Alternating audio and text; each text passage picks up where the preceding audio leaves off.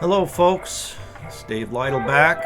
We're with Better Than Binos, and that's the site where we're going to be talking about binoculars, not just deciding, oh yeah, this is a great one, or you need to avoid it at all costs, but it's called Better Than Binos because we're always comparing something to something else to give you some kind of standard that you can make decisions by. And today we're looking at another very interesting design, Soviet designed KOMZ Baigish BPO 7 by 30. This is pretty much down my alley since I like the smaller binoculars to tote around, though this one is a bit on the heavy side and a bit large for its class. The reason we picked it up, it's the little brother to the KOMZ Baigish 10 by 42 BPO, which we've done a review on. And it has the same 7-element oculars that the larger version has, just at a lower power and a smaller package. And was very curious to see how this one would be performing after the reviews that I'd read, also by Holger Merlitz. Very interesting binocular. It's a Poro design. I'm going to be reading from notes so we can keep this concise. Field of view is 8.5 degrees, so that's an apparent field of approximately 59.5 degrees. Exit pupil 4.3 millimeters. It does have some special features. Like I said, it's got the 7-element eyepieces, the result of which is a pretty flat field that gives you a nice, extremely sharp image practically out to the edge of the field. And what is supposed to be something called rectilinear correction, your trees or your posts or towers or whatever you're looking at out there, vertical structures, will remain vertical right off to the edge instead of curving. That's the idea anyway. Almost works. You get to the very edge and it will begin to give some curvature, but that's actually almost like an aspect of the rolling globe effect that these eyepieces also give you. I guess that disturbs some people. I haven't found it disturbing, but it's definitely noticeable. It has a really neat rubber armor getup, where it's a two-piece affair that simply slips around the binocular and pins in place. So you drop this in the mud, you want to service it. It's a very simple process of removing the armor and getting to the base metal to do the cleaning. Construction materials, I'm really not sure what metal's being used. The one thing is sure is it is metal. It's not plastic. You're not getting a plastic binocular here. It does have a bit of heft to it. Your hinge, your central hinge, is very firm.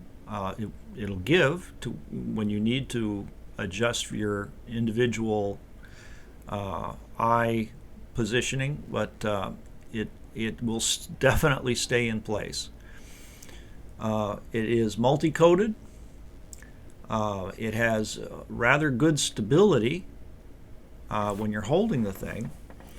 A bit of weight in the back because of so much glass being in these oculars. It has a tendency to balance more towards the rear.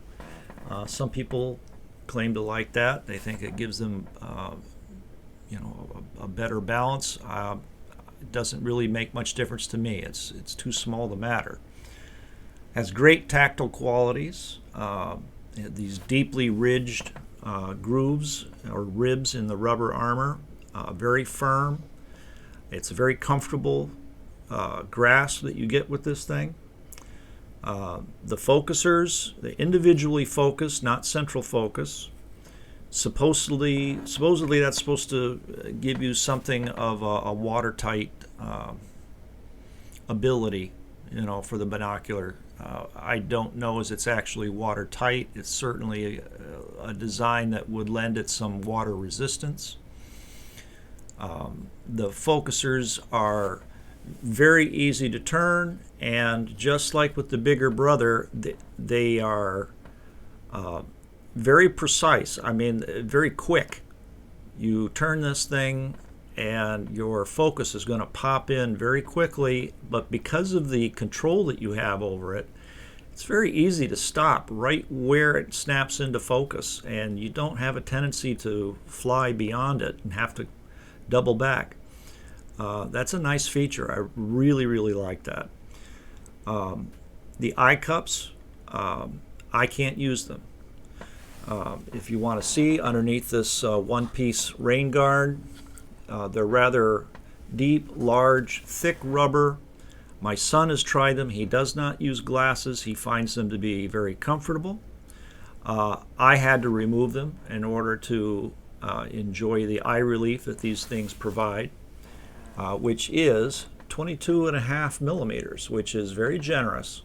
But all you need to do, you don't have to pry these off and hope that you can snap them on any more than you have to with the big brother. They are threaded, and you can just take them off like so. Doing that, I find that I can bring them to my eye and not have to search for a perfect position. Basically, it's going to fall right where it needs to. Very, very comfortable in use. The eye relief, as I said, gives you the ability to see the edge of the field when you're wearing glasses. This is something so many other binoculars just don't give me. You have your central aperture here in your eye cup. That's 22.5 millimeters. And with that, my son is able to see the edge of the field without glasses using the eye cups. Removing the eye cups, you're left with an eyepiece that's approximately 25 millimeters. Again, that's a rather large, generous eyepiece, I think. The sweet spot. How much do you see before the focus starts to roll off? According to my son, his opinion is 80%. That's fine in any binocular, but personally, when I test them, I'm able to see nearly to the very edge. Very easily, for me, I would say 90%. And after it starts to roll off, it doesn't roll off badly. In fact, it rolls off so slightly that while you can tell that you're starting to lose your focus, normally you would be including that degree of focus within your sweet spot and still saying, oh yeah, I got a good picture. Very, very nice, flat, and wow, just right off to the very edge. Very nice. Your brightness, it's actually subdued. I needed to compare it to something, and in this class I always compare these binoculars with these amazing Asahi Pentax Marines. Extremely bright, so bright that it really puts most everything else to shame in its class. And I'd have to say that these, with the greenish yellow lens that is incorporated in the lens assembly, it does have a tendency to make things snap. It gives contrast, but at the same time it doesn't give you the brightest picture. It is a bit subdued. I'm not saying it's dark, but it is subdued. The color certainly isn't going to be natural. You're going to be dealing with that yellow-green. If you're birding, that's probably not going to be to your liking. If you're hunting and you want to make out the slightest detail and make it really snap out to the forefront for you, the choice that the Russians use in the glass here is, if I didn't have it, I would probably be looking for a filter to place over it to produce the same effect. And essentially, it's built right in.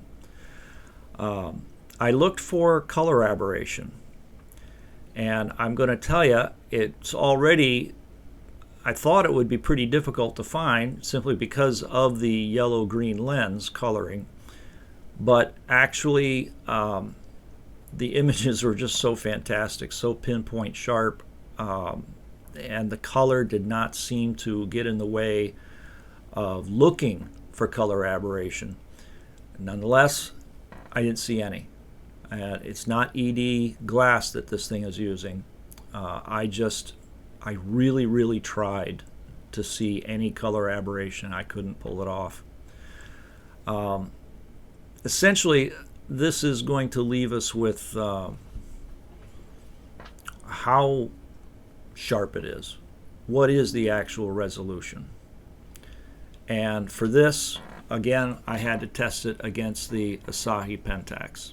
Okay, so suddenly, magically, here we are with our test box and our 1951 U.S. Air Force test target. And it was approximately 4 in the afternoon when the testing was done. And this was a surprise because in the past, it may have been the lighting conditions, it may be my eyes, I don't know. It really doesn't matter.